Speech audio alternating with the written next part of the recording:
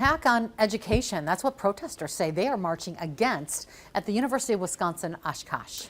The group's United Faculty and Staff of Oshkosh and American Federation of Teachers marched along with students today calling for change. Holly Brantley is live in the Fox Valley tonight with more on what students and staff are asking for and how the university is responding. Holly. Marchers say it's time to end what they call a budget crisis, calling for cuts to administrators instead of instructors. Put students first! Put students first! Students, professors, and staff marching together across the campus of UWO Oshkosh, calling on university leaders to find a way to solve what they call a financial crisis and avoid cutting hundreds of jobs. That's why we're here.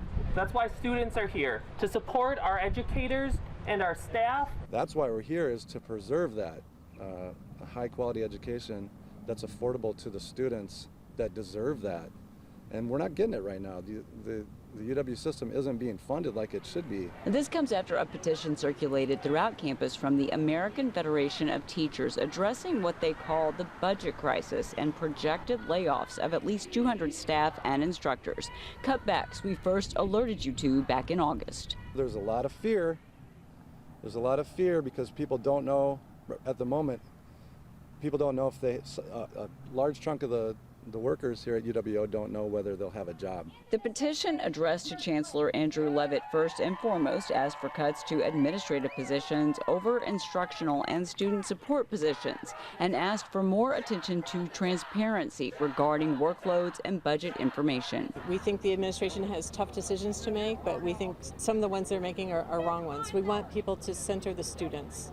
And we think students will suffer with hundreds of people being laid off. University leadership provided a detailed response to each of the 8 requests on the petition and to issues addressed in Tuesday's protest, saying leaders agree to provide regular updates on the budget.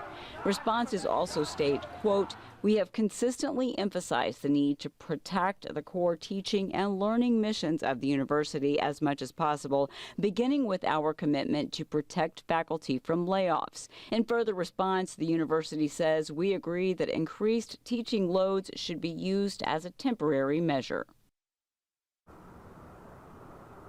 We're told the university expects to have final numbers on how many employees will lose their job by October 15th. That number expected to be close to 200. You can see a detailed response from the university to marchers' request on our website. Reporting live, Holly Brantley, Action 2 News.